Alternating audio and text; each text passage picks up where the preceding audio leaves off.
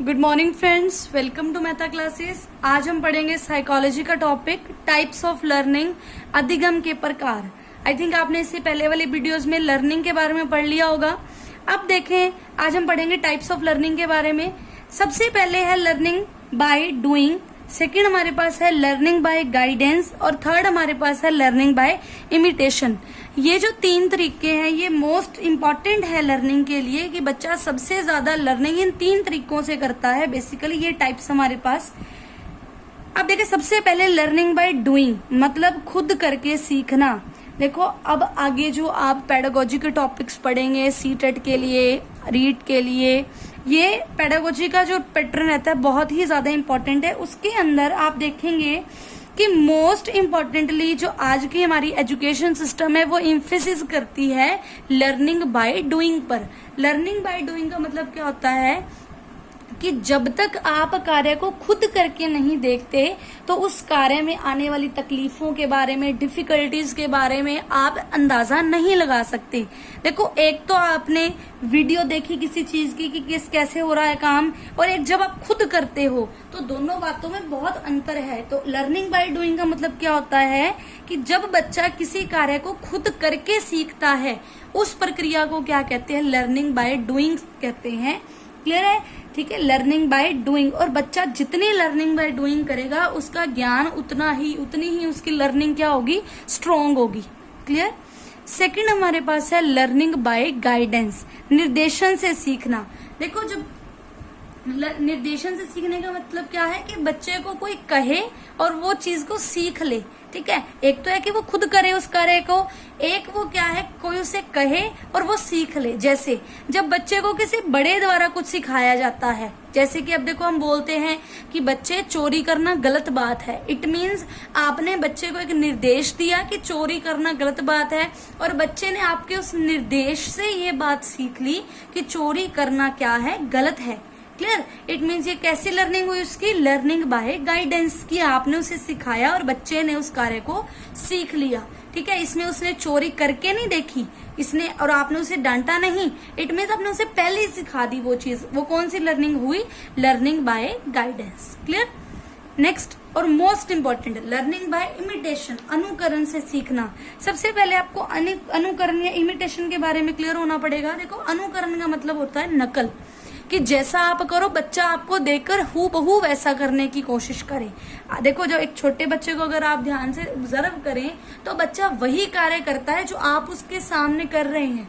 ठीक है, देखो आजकल इन्वायरमेंट, बच्चे के लिए इन्वायरमेंट क्रिएट करने का बहुत ध्यान दिया जाता है, क्योंकि बच्चे को आप जैसे इन्वायरमेंट के अंदर रखते हो बच्चा उन चीजों को ग्रेस्प करता है, वैसा ही करने की कोशिश करता है। इट मीन्स वो क्या कर रहा है, अनुकरण कर रहा है। ठीक है, देखो जब बच्चा किसी को देखकर उसके जैसा करने की कोशिश करता है या नकल करता है उसे लर्निंग बाय इमिटेशन कहा जाता है। क्लियर? तो बच्चे को अपने बड़ों को देखकर वैसा ही व्यवहार करने की कोशिश करना क्या कहलाता है, लर्निंग बाय इमिटेशन। देखो, एक तो बच्चा खुद करके सीखे, एक बच्चे को आप बोल दो कि ऐसा करना है वो वैसा कर ले, और तीसरी तरह की लर्निंग कौन सी होती है, जैसा उसके चारों ओर हो रहा है वैसा वो नकल करके खुद करने की कोशिश करे। क्लियर है? और लर्निंग बाय जो इमिटेशन होती है, ठीक है, इसको लर्निंग बाय ऑब्जर्वेशन, कि बच्चा ऑब्जर्व करके सीखता है दूसरे को, बच्चा ऑब्जर्व करके सीखता है। क्लियर? तो लर्निंग बाय इमिटेशन को आप लर्निंग बाय ऑब्जर्वेशन भी कह सकते हैं। और मोस्ट इम्पोर्टेंटली बच्चों के लिए तीनों ही चीजें तीनों तरह की लर्निंग ही बहुत ज्यादा क्या रहती है, इम्पोर्टेंट। पहली लर्निंग बाय डूइंग कि बच्चा खुद करे, दूसरा लर्निंग बाय गाइडेंस कि उसे कोई सिखाए, तीसरा लर्निंग बाय इमिटेशन कि दूसरों को देखकर वैसा ही करने की वो कोशिश करे। क्लियर? नेक्स्ट हमारे पास है फॉर्म्स ऑफ लर्निंग। ठीक है, फॉर्म्स ऑफ लर्निंग, इधर ध्यान दे। फॉर्म्स ऑफ लर्निंग सीखने के बेसिकली दो तरीके हैं। कौन कौन से तरीके हमारे पास रहेंगे? फर्स्ट वन हमारे पास है फॉर्मल लर्निंग और दूसरी है इनफॉर्मल लर्निंग। अगर हम बात कर रहे हैं फॉर्मल लर्निंग की, देखो हिंदी में इसको बोला जाता है औपचारिक अधिगम और अनौपचारिक अधिगम।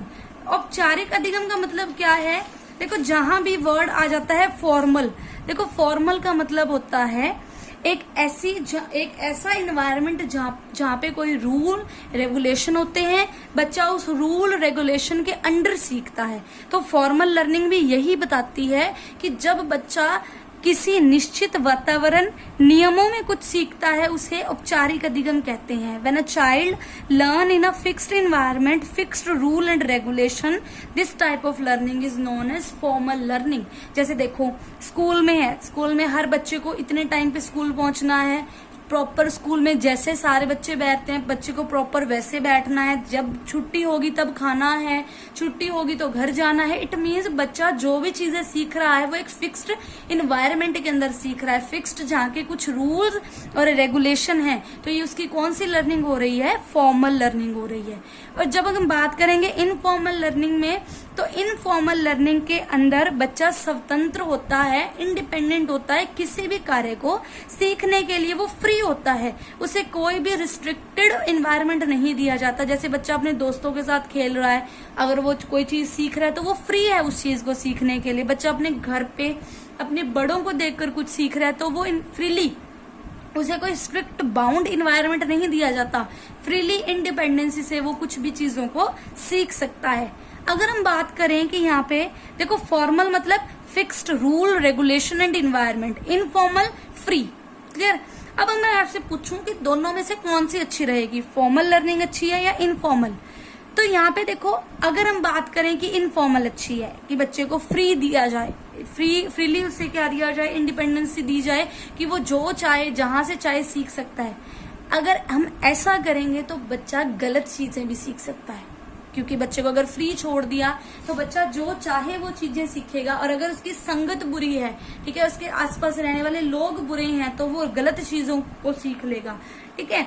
और अगर हम बात करें फॉर्मल, तो इसी प्रकार फॉर्मल के भी कुछ एडवांटेजेस हैं और कुछ डिसएडवांटेजेस हैं। जैसे अब फॉर्मल लर्निंग की बात करें, फॉर्मल लर्निंग उन बच्चों के लिए अच्छी है जो बच्चे बहुत ही ज्यादा क्लास के अंदर बोल सकते हैं, अपने व्यूज रख सकते हैं। कुछ ऐसे बच्चे होते हैं जो डरते हैं, उन्हें पता है लेकिन वो बता नहीं पाते, उनके लिए फॉर्मल लर्निंग सही नहीं है, क्योंकि वो खुल के अपनी चीजों को नहीं सीख पाते, उनके लिए इनफॉर्मल अच्छी है।